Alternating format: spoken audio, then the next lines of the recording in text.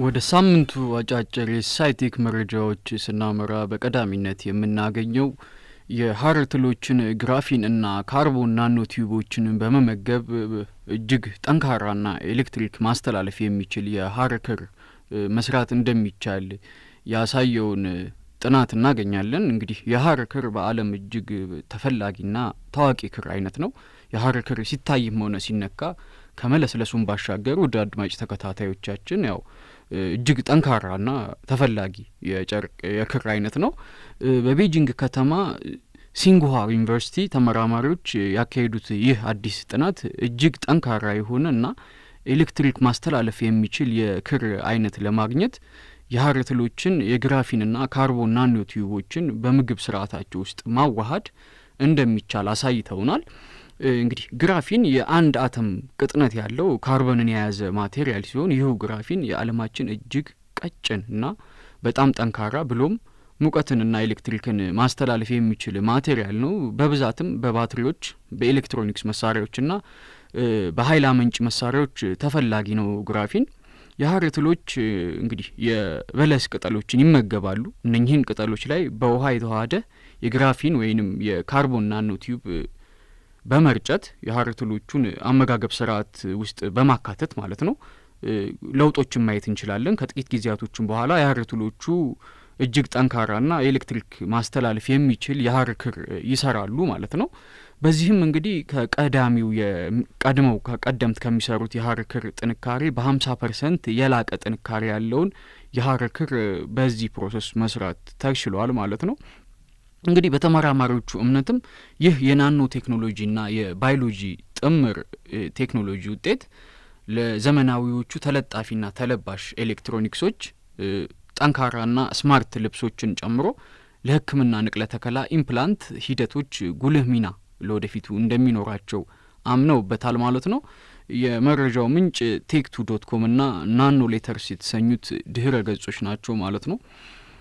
በቀጣይነት የምናገኘው የኤልጂ ካምፓኒ የ65 ኢንች ታጣፊ ኦኤልኢዲ ቲቪን መስራቱን ይፋ አድርጓል። ለገበያም ይፋ አድርጎታል። በብዙ ቤቶች ውስጥ እንግዲህ የአይን ማረፊያ የሳሎን ግርማ ሞገስ ቴሌቪዥን ነው።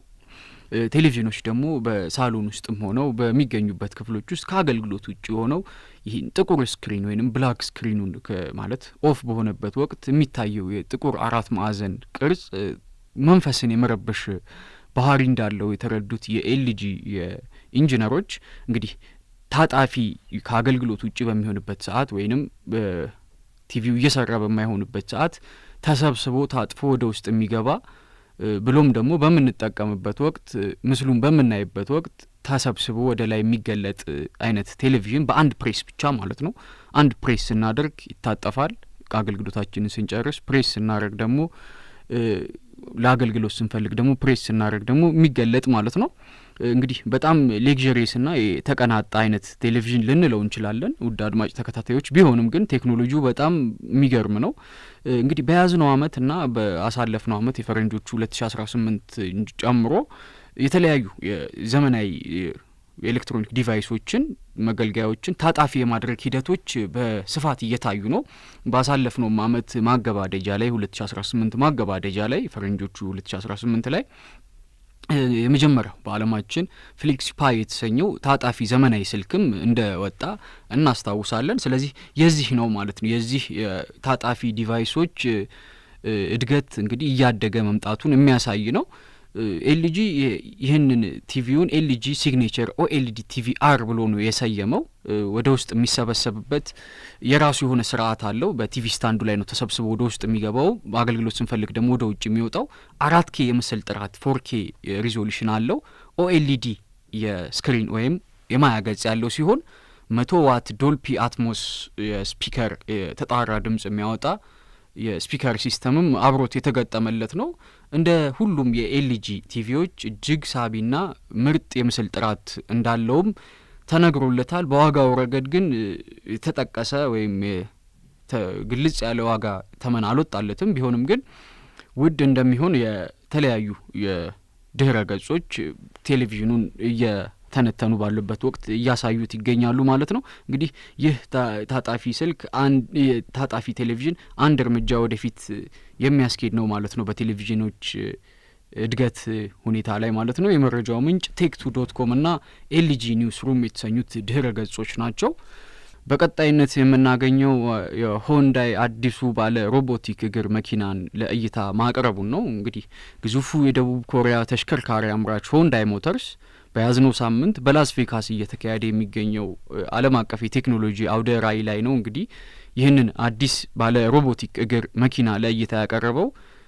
ይህ አዲስ ባለ ሮቦቲክ እግር መኪና ኢሊቬት የተባለ ስያሜ ተሰጥቶታል። እንግዲህ በተፈጥሯዊና ሰው ሰራሽ አደጋዎች ላይ አብዛኞቹ በአሁኑ ሰዓት ላይ የሚገኙት የተሽከርካሪዎች ወይም የአደጋ ጊዜ ተሽከርካሪዎች አበው እንደሚሉት ፈረስ ያደርሳል እንጂ አይዋጋም እንደሚሉት አብዛኞቹ የአደጋ ጊዜ ተሽከርካሪዎች አደጋዎች እስከደረሱበት አካባቢ ጫፍ ድረስ ብቻ ነው አድርሰው ያው የአደጋ ጊዜ ሰራተኞቹ ከዛ በኋላ ያለውን በእግር በመንቀሳቀስ የመጀመሪያ እርዳታ የሚያከናውኑ ነው የሚሆነው። ነገር ግን ሆንዳይ ይህንን ችግር የሚቀርፍ አዲስ ኢሊቬት የተሰኘ በተፈጥሯዊም ይሁን ሰው ሰራሽ አደጋዎች ላይ ቦታው ድረስ እየሄደ አገልግሎት መስጠት የሚችል መኪና ነው እንግዲህ ያስተዋወቀው። ይህ አዲሱ መኪና 1.5 ሜትር ከፍታን መውጣት የሚችል እንዲሁም 1.5 ሜትር ርዝመት መዝለል የሚችል ነው ማለት ነው። እንግዲህ አዲሱ ኢሊቬት መኪናቸው ለእርዳታ ጊዜ ለአደጋ ጊዜ እርዳታ የሚሰጥ ከፍተኛ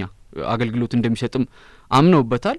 ምቹ ባልሆነ የመልክዓ ምድራዊ አቀማመጥም በሰዓት 5 ኪሎ ሜትር ያህል መጓዝ እንደሚችልም ተናግረዋል። እንግዲህ የኢሊቬት ካምፓኒ ሃውንዳይ ካምፓኒ ይህንን እንትን ያለው ያው በብዛት በተፈጥሮ አደጋዎች ላይ የሚከሰቱትን ቅድም እንዳልኩት